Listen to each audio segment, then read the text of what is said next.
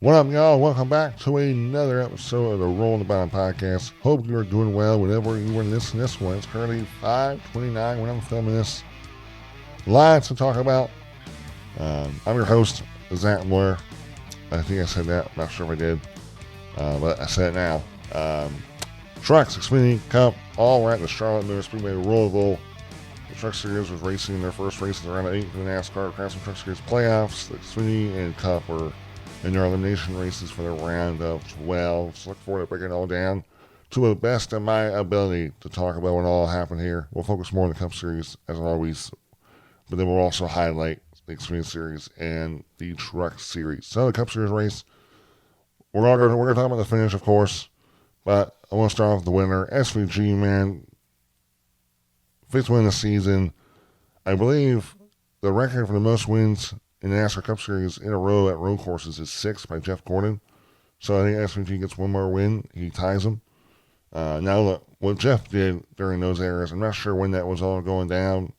We only had like 2 road courses in the Cup Series schedule. Now we have 6. So we can't judge it the same way because it's more impressive. Like, that was a 3-year span that Jeff Gordon was doing that. 3 years in a row, he was winning both of the road course races. So that's impressive, knowing that like year to year, he was still as good on the road courses as anyone else, or the best on road courses, really. But SVG, what he's doing is impressive. I mean, Kyle Larson talked about just SVG just better at saving tires on road courses. He's just better everywhere. His braking ability is better than anyone else in the Cup Series. His racecraft's really good. I mean, he's just good. And even when Larson gave SVG a little bit of a fight there in stage 3, passed him clean, through the strategy, SVG got the lead back. Now, Larson did rough him up a little bit there because he didn't like the way SVG kind of dive bombed him there in turn 7. So he got Larson passed SVG back again. But then once SVG got side by side with Larson in the backstretch, SVG cleared Larson, and then SVG went on to take the W. He won by 15 seconds. I forget what the stat was, but I think that SVG is like the first driver in a very long time to win 3 road course races by over 15 plus seconds, something like that.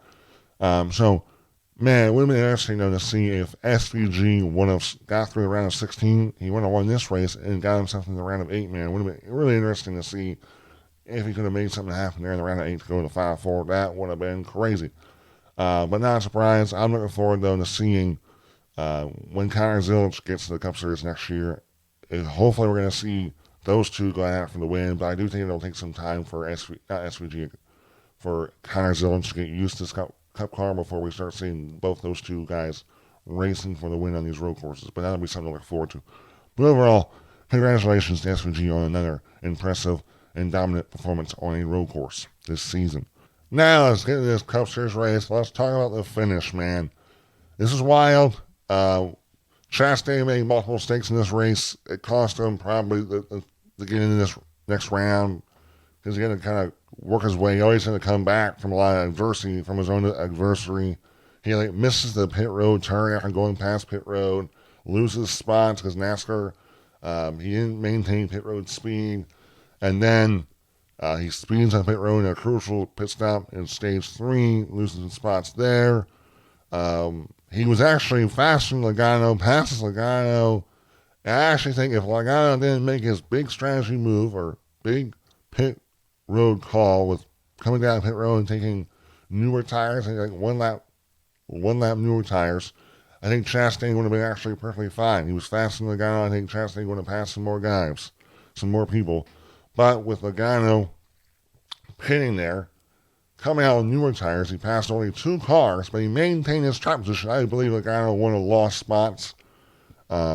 Even though it is kind of surprising with tire wear that Logano only with those newer tires only gained like two spots. Now, of course, he came out 24th, finished 20th because of Hamlin and Chastain. But then in this moment, Chastain is losing spots to guys on newer tires with the way the strategy worked. We're coming down to the final lap of this race, guys, and Hamlin's the next car that can pass Chastain. And right now, Chastain has a 1-point lead. Logano gets the tiebreaker.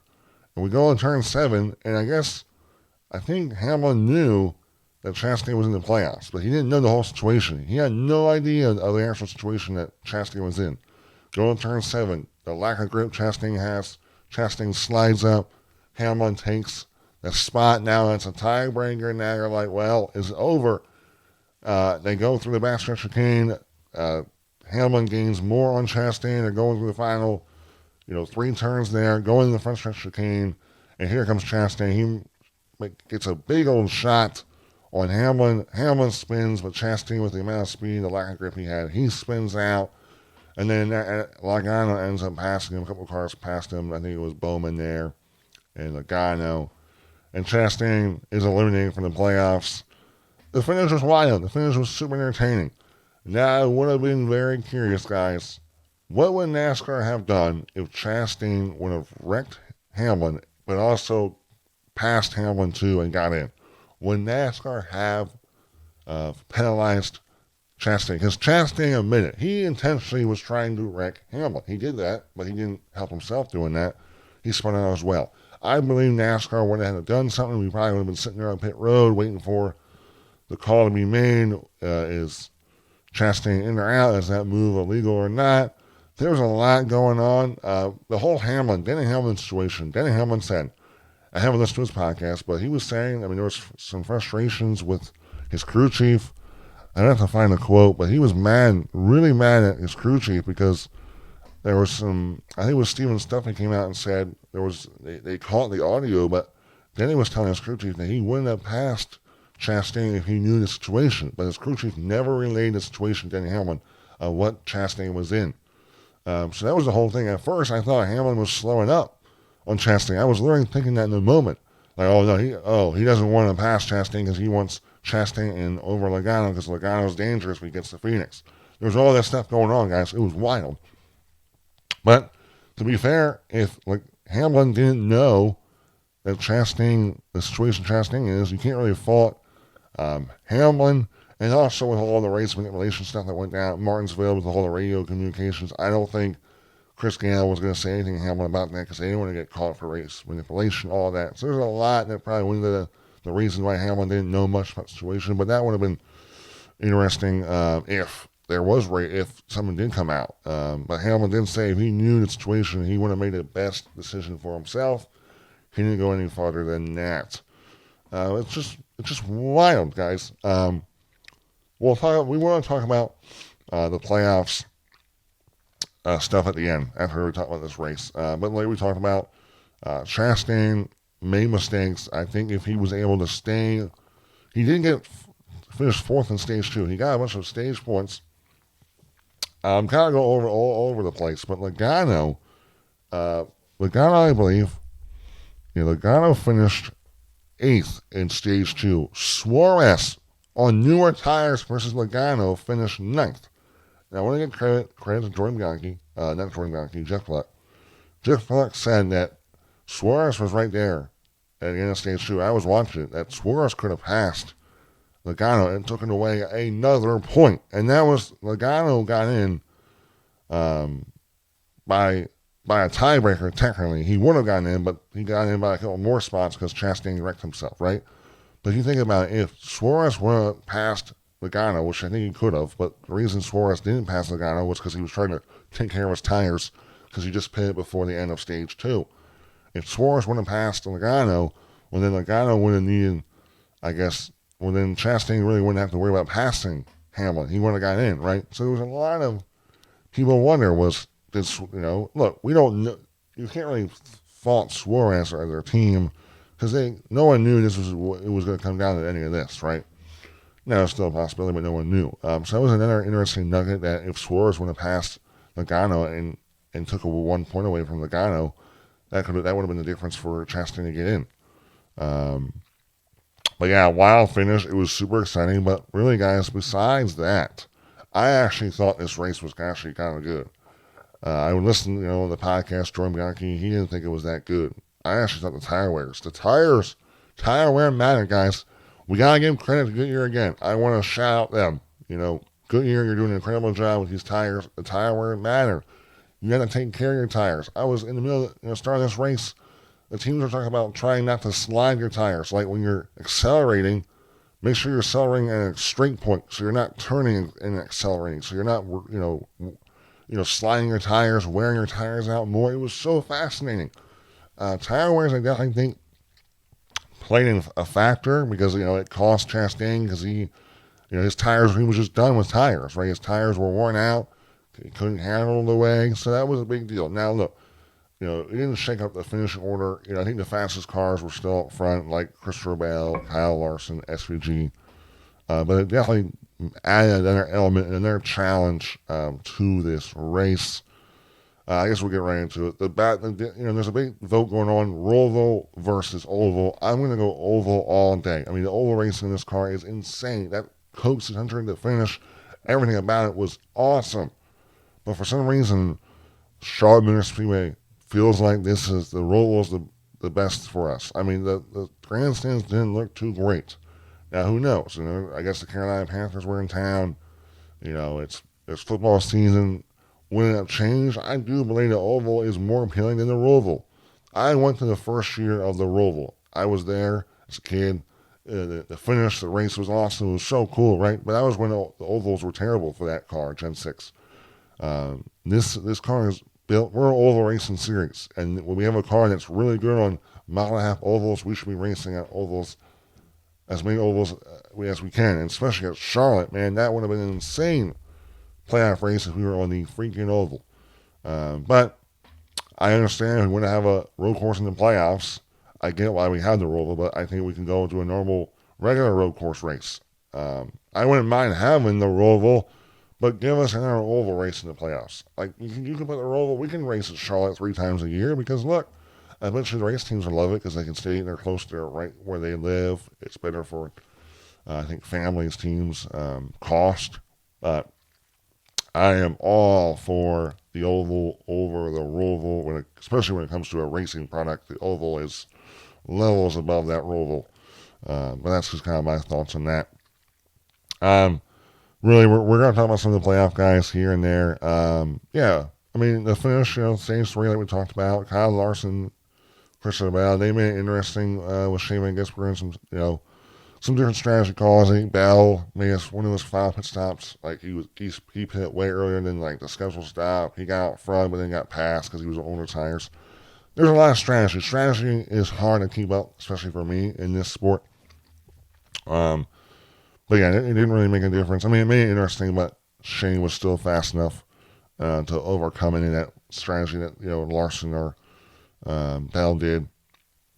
We got to talk about playoff guys. We're talking about the 4 guys that were eliminated. Both 2011 cars were eliminated. 2011, this round just wouldn't. I mean, they both finished outside the top 20 in New Hampshire.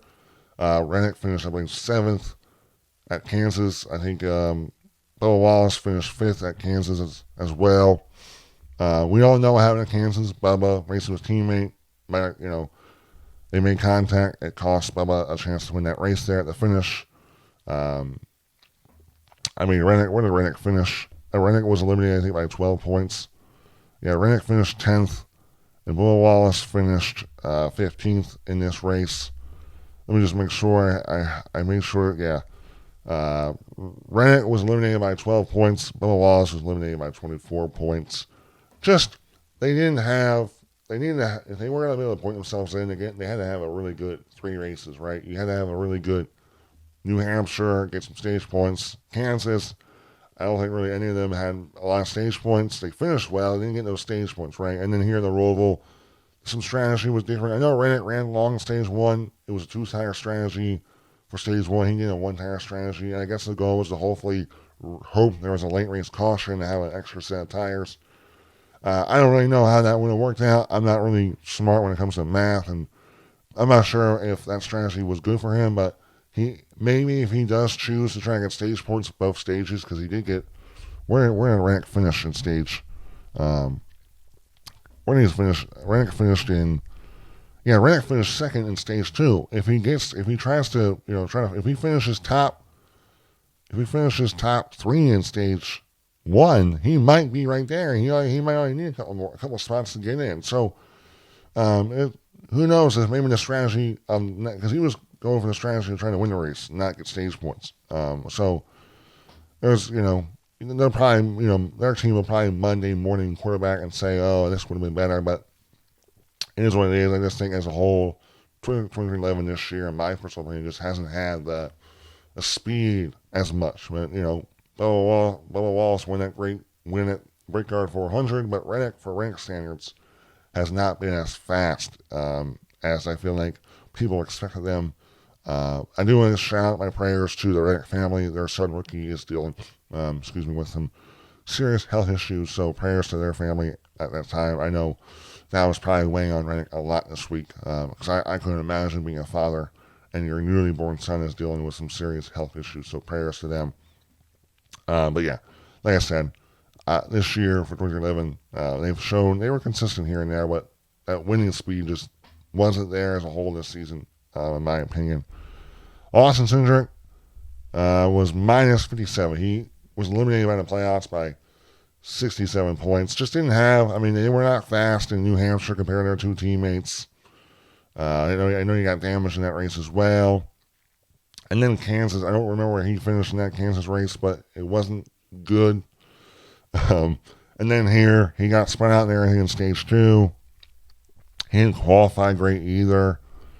I don't think he got any stage points. Did he get any stage points? No, he didn't get any stage points in this race. He ended up finishing 36. Yeah, he was still running, but I think he got some damage and stuff. Just a really, just a poor executional round. I was shocked that he didn't have that same speed as his teammates at New Hampshire. That was really surprising. I didn't ask him that. I actually asked him about that, and he just said that their qualifying effort wasn't there, and then they got some damage too. So just a poor round. Kind of like, I felt like his round was kind of like an Alex Bowman round. They had a lot of speed. Well, okay, I wouldn't say Reddick. I shouldn't say Cindric had a lot of speed. I would say maybe like a Josh Berry round. I don't know. A lot of potential, but the potential wasn't lived up to what maybe we thought. So disappointing for Reddick. Not Reddick. Gosh, Cindric. Why do I always mispronounce names? And then the last one that we talked about, Ross Chastain. Chastain was, I'm trying to think where he finished. I don't have the New Hampshire or Kansas. He was in the mix there in Kansas. I don't know where he was in New Hampshire. But this race that we talked about, the two mistakes on pit road, both by his doing, like missing a turn, losing spots because he missed a turn, and then spinning on pit road at a crucial point, those are self-inflicting wounds. And look, of course he was still in it there. He still had a shot there. But, he took out Hamlin, but took himself out doing it. But no, yeah. I felt like this year as a whole, Trackhouse, in my personal opinion, hasn't been that good. Chastain has not. Chastain got the one win at the Coast 600, but that was his only shining moment this season. Trackhouse has, since 2022, hasn't really been lighting the world on fire. Besides SVG. I just forgot to mention him. He's won 5 road course races, but that's just road course racing, and that's what SVG does.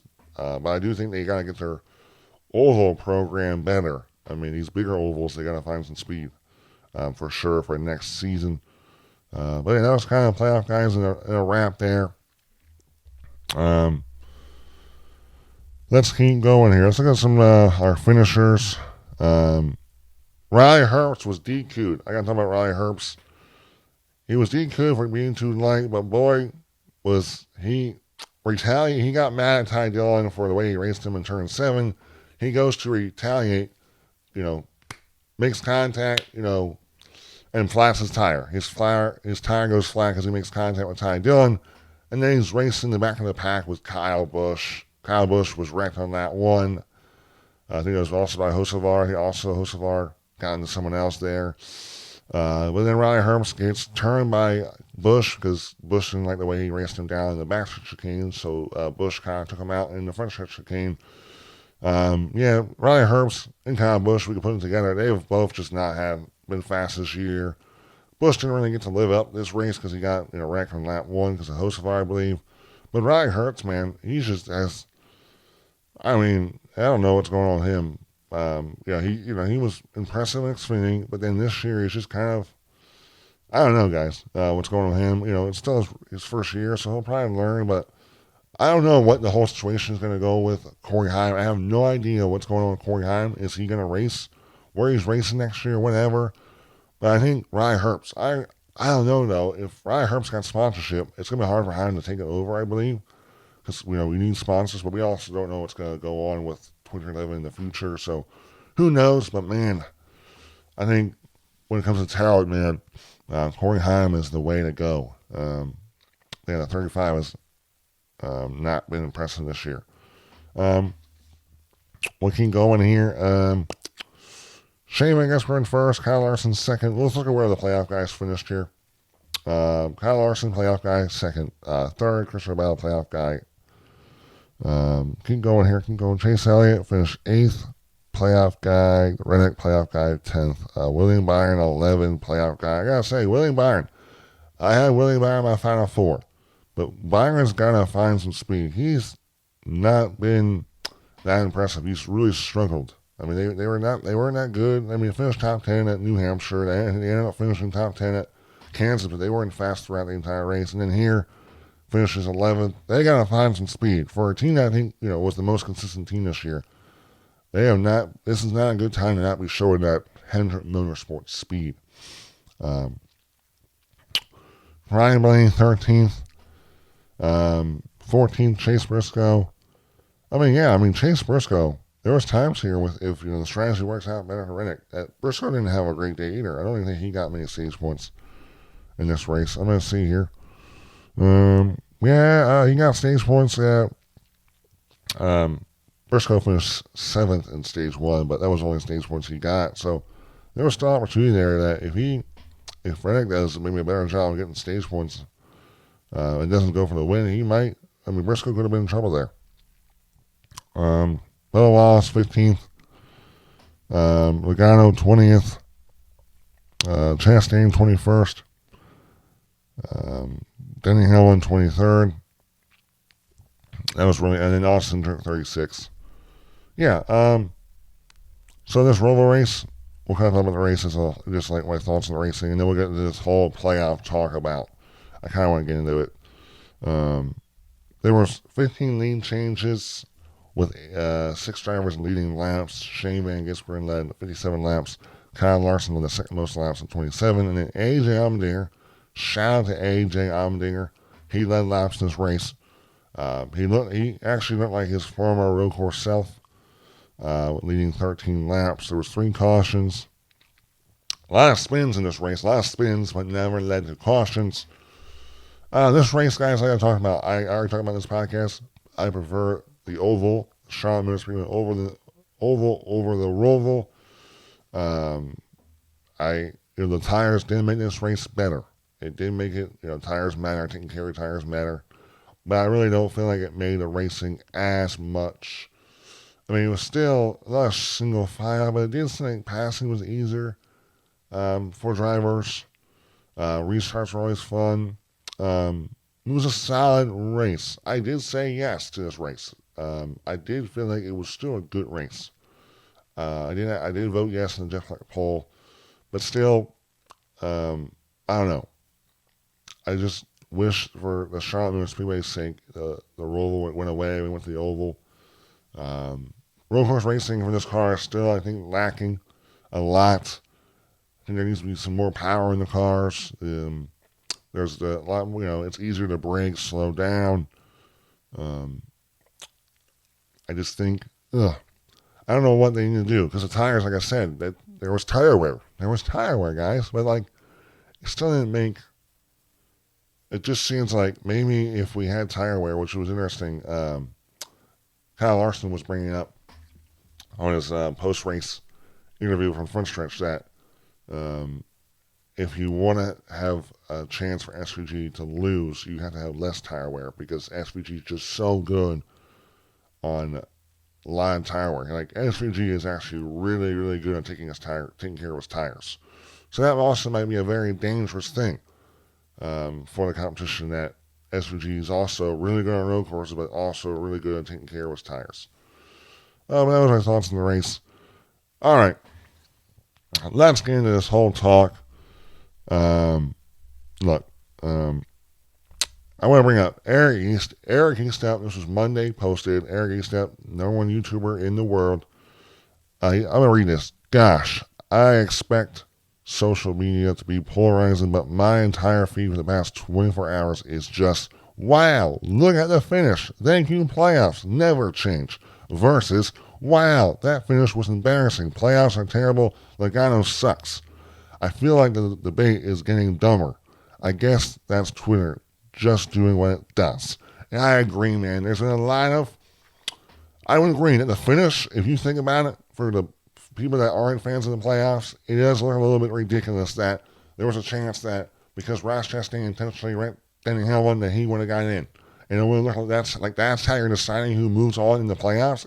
That's a little bit ridiculous, I would agree. But then you know the playoffs, people that are pro-playoffs, they're like, wow, look how exciting, look how entertaining this is. Now, I will say a lot of people that are pro-playoffs, Kenny Wallace, Mamba Smith, Larry McReynolds.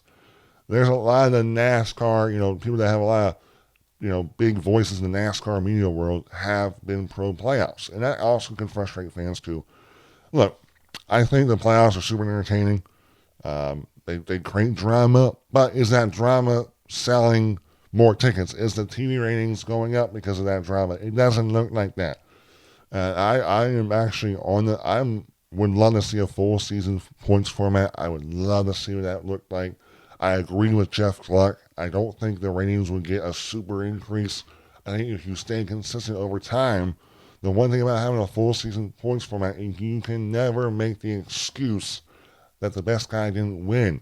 Of course, you can have the instance where a guy wins 10 races and doesn't win the championship, but guess what? You can win 10 races but finish last every single race and lose the championship. It's about being the most consistent. And I feel like the playoff formats don't always reward the most consistent, okay? Because with this playoff format, we're always going to have that ability that, oh my gosh, Joey Logano, he was 15th in the point standings and won the championship. To me, I don't think that's good for our sport. But it is I agree with Eric Eastep that it does get a little bit frustrating because I feel like every week we're having this debate, because it's a big back and forth between guys that want playoffs and guys that don't like playoffs. But also I would say that it also is sparking a big deal because I do believe with all the playoff committees, there is a big push for a full season points format. They had 3 playoff committee meetings. And the first one, there was really no one I think one person that was pro full season points format. Well, now it seems like there's a lot more people. And I actually think there's actually an actual possibility that we could see it.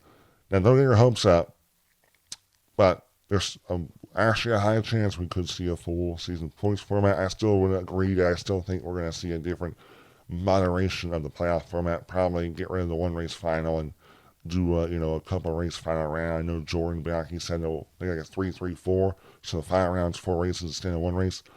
I'd be fine with that, but boy, I would love to see a full season format. But yeah, I agree with Eric Eastep. And also I wanted to bring this another thing up.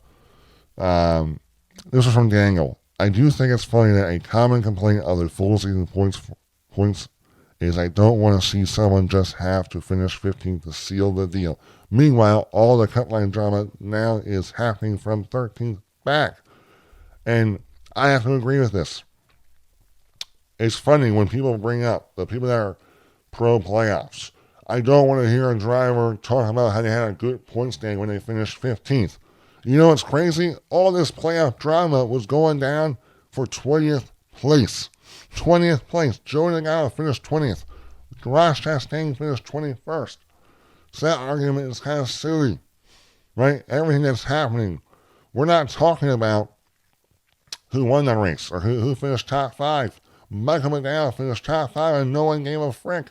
Michael freaking McDowell. That's a great win for him. That's awesome. But no one cared about that because everyone was caring about what happened at 20th place. Okay, so that argument is also kind of silly. That argument is kind of dead because of what we saw this past Sunday. And Brad, his last replied to that saying, clear as day, not enough talk about winning and winners, star power, but covering 15 for known elimination is easier for media storylines. Fans are voting with their eyeballs, and it's definitely a net loss for the sport versus full season format. Now it's time to fix this. It's just another thing with this whole playoffs. I don't want to bring this up. I feel like it's almost like a political debate, but it's like one team blue, team red. It's a big political battle. But I don't want to bring politics into it. But it does feel like it's everyone's throwing jabs at each other in this whole thing. I feel like you're seeing Martin comment back at Kenny Wallace. It can get a little personal at times. I do believe in this world we're starting to get a little personal with each other about certain things, especially with like the lawsuit stuff. And it's a weird time for NASCAR, but it does give us a lot of storylines. I didn't want to bring that up. Michael McDowell finished 15th, and not 15th. Michael McDowell finished 5th. Top five for Michael McDowell, man. Ryan Preece finished 6th, man. Chris Buescher finished 4th, man. AJ Allmendinger finished 9th, man. Shout out to those dogs. I'm sorry I didn't give you the love because I was too focused on who finished 20th. Congrats. Awesome for those guys. Great for RFK. I know Brad was running somewhat okay. Had, I think, a mechanical issue. His day was over. Woo! All right. The playoff format for the NASCAR Cup Series. This is going to be a long podcast, I'll tell you that. So, starting in the round of 8, we have Las Vegas, Talladega Super Speedway, and then the Martinsville Paperclip. Hamlin is +8, Ryan Blaney +6, Kyle Larson +4, William Byron +4, Bell -4, Chase Elliott -14, Chase Briscoe -14, and Joey Logano -19. I already made my predictions a long time ago and never posted the video out. But my final 4 predictions is Ryan Blaney, Joey Logano, Chase Briscoe, and William Byron. My champion is Ryan Blaney. And those are my predictions. They haven't really changed. Now look, with the way William Byron has run in the round 12, it does worry me, but we look at Bubba Wallace. Bubba Wallace was looking really good in the round of 16, and then the points reset, and he has a terrible round of 12. He's out. So it's the playoffs. It's what the playoffs do. You either love it or hate it, like we've talked about. But I'm excited for this round. I plan to cover the Martinsville race. Hopefully I can cover the championship race. We'll see about that one. But this is going to be an interesting round with Las Vegas. Las Vegas is going to be a massively important race because no one wants to go to Talladega trying to have a good day. The Juggos racing cars look really fast at Las Vegas, so look for them. Talladega, man, is going to be an incredibly fascinating race because if Penske brings the speed, which I think they will, my gosh, if somehow Logano wins at Talladega to go to the Final Four, that would be freaking hilarious and insane if that happened. Because all those Logano fans are going to be furious if that happens. But in Martinsville, I do believe it'll be Blaney's race to win. He's won the last 2 races there, man. So I'm excited for this round. It's going to be fun. Las Vegas, mile and a half. I think the mile and a half race has been incredible, like we talked about. So I'm excited to kick it off there. But those are my predictions. Blaney, Logano, Bell, not Bell, reset, start over. Blaney, Logano, Briscoe, and Byron will be my final 4. All right, we're done with the Cup Series race. I think we are. We're done. We're done with all that. We'll talk about the Truck Series race. Corey Haim gets to win. There was a difference in strategy there at the end. Brent Cruz, man, felt bad for him. I think he's like 17, 18 years old. Going to be a bright star, a very young, talented kid. He led all the laps, but coming, I think, two laps ago, his teammate, Tony Ryder, had a mechanical issue. Pit stop strategy. Corey Haim, who crashed on lap 1 with contact from Grant Enfinger and Lang Riggs, he had damage, but his truck was still fast. He was on the pole. Was running second mostly once he got back up there, but wasn't as fast as Brent Cruz. Like caution, he stays out. Brent Cruz pits, losing some spots. Haim has a buffer compared to old tires versus new tires. And Corey Hine leads the final 2 laps. Cruz ends up falling to second, but Brent Cruz gets the W. Corey Hine gets his win. This is his 10th win of the season. Congrats to Corey Hine. He now officially surpasses Greg Biffle for the most wins in a Craftsman Truck Series season. That record, I guess, was 19 years, 1996, so congrats to Hine on that. Now, Hine's in the championship race. Now, he's been in that championship race in the Final Four the past 2 years. Hopefully he can finish it off because he deserves a championship. We'll see about that one. Ron Chakaru finished 4th. Grant Figure finished 7th. Ty Majeski 8th. Tyler Ingram 9th. Daniel Hammer 11th. 14th, Kane Honeycutt. 21st, Lane Riggs. And that was your playoff drivers in the Craftsman Truck Series. You look at the playoff standings heading into Talladega in 2 weeks. Himes locked in to the championship race. Tyler Ingram is +2. Daniel Hammer is +2. Rod Chakaruth is +1. Lane Riggs is -1. Ty Majeski is -2. Grant Figure is -4. Kane Honeycutt was -4 as well. After race 1, everyone was in reach of making it on points. No one's eliminated themselves into a must-win. Talladega is going to be super exciting to see when it all goes down there, man. I know a lot of drivers probably don't like it. I understand it creates, unpredictability, and when you're trying to crown a champion, especially in such a crucial race, for me, it's going to be entertaining, but I don't like it when it comes to trying to create the most fair and legitimate champion. I know some drivers would hate the word legitimate because everyone has the same format, but I just think that there's the possibility of the best driver wrecking out in that race and no one else wrecking out in that race is possible, and it wouldn't be from their own doing. All right, so that was our Truck Series race very quickly. I'm not trying to get into it too deeply because I've talked so much already in this race. In this podcast, excuse me. See, why do I call it? It's not a race. It's a podcast. Relax. Connor Zilic, Connor Zilic gets the win at the Xfinity Series race. Really, this race wasn't really much to talk about, but it came interesting when Sammy Smith chose to pit. Was a couple laps ago. He was not going to make it in over Taylor Gray. We had some drama there because right when Sammy Smith pitted, a caution came out. And now Sammy Smith would be on newer tires. Taylor Gray was sitting really, really well. The reason Sammy Smith pitted was because he knew he wasn't going to make it on points. He was stuck where he was. He was just going to hope there was going to be a late race caution. And he already would have been on his newer tires. So he could have just seconded to the lead. Well, it worked out like that, but a couple of guys in front of him stayed out on older tires, like a Taylor Gray. Connor Zilic stayed out. And this race ended up coming down to where Sammy Smith beat Taylor Gray after I guess it was a couple lap overtime. I think it was an overtime restart.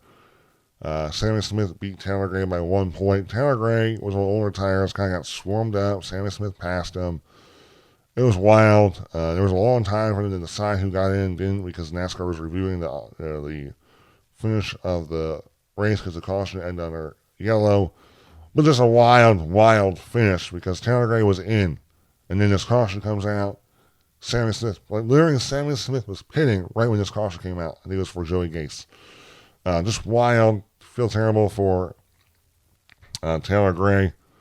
It was Taylor Gray, Nick Sanchez, Harrison Burton, and Austin Hale. I saw Austin Hale was eliminated by 21 points. Austin Hale was eliminated by 21 points. Guess how many playoff points he had before he was suspended for his right hooking of Eric Almirola at Indianapolis? It was 21 points. So it's crazy that the amount of points you were eliminated by were the same amount of points that you lost and you had. But Austin Hale they were good, but they had I think a cylinder out there, the Roval, and they lost some spots. Just didn't have the speed anymore from that cylinder going out. Harrison were in great effort. Felt bad for Harrison. He got married and then gets eliminated. Feel bad for him, but still a very impressive season for Harrison in that A&M Racing car. Nick Sanchez gets the win, but just didn't have the points, and just the performance wasn't there for that team. And then, like we talked about, felt terrible for Tyler Gray. He was in with a couple laps to go, and then out when it was all said and done. Feel bad for him. But the playoff standings going into Las Vegas for the round of 8. My final 4 predictions for the NASCAR Xfinity Series. I'm going to go with Connor Zilisch, Justin Allgaier. I'm going to go with Sammy Smith. This is really hard. Do I go with Sheldon Creed? Connor Zilisch, Justin Allgaier, Sam Mayer. Sam Mayer. My final 4 predictions for next week's race, let's reset, will be Connor Zilisch, Justin Allgaier. I like Sam Mayer a lot, but then it comes down to, in my personal opinion, either Brandon Jones or, Carson Kvapil, man. I know he doesn't have a lot of points right now, but I just like his consistency. But I'm going to go with Brandon Jones. Connor Zilisch, Justin Allgaier, Brandon Jones, Sam Mayer are going to be my final 4. They're currently 1, 2, 3, 4 right now. Brandon Jones, they had a lot of speed at Las Vegas. Now, Justin Allgaier was also really fast there, but it's been a while, so I'm banking on Brandon Jones winning at Las Vegas. So those are my final 4. My champion would be Justin Allgaier, because he's just really, really good at Phoenix. He's probably the best in the field at Phoenix. But it's going to be interesting to see how it all plays out with Las Vegas, Talladega, and Martinsville. It's going to be super exciting. But overall, that's a podcast. This is a long podcast. I'm done freaking talking. We're done. All right. Overall, guys, thank you guys for watching. If you want to support me, there's a GoFundMe account link. You can help support me there, get me more races. I also start my own Cameo where you can send me your, if you want me to make a personalized video for you, I can, and you can help support me by that. It's currently $10 for a video. But if not, please follow me on Instagram, TikTok, X, Zach__Moyer04. But if you don't want to do anything like that, that is perfectly fine with me. Thank you for watching, and boy, it's going to be, it's crunch time now for the NASCAR world, the round of 8. Should be interesting to see.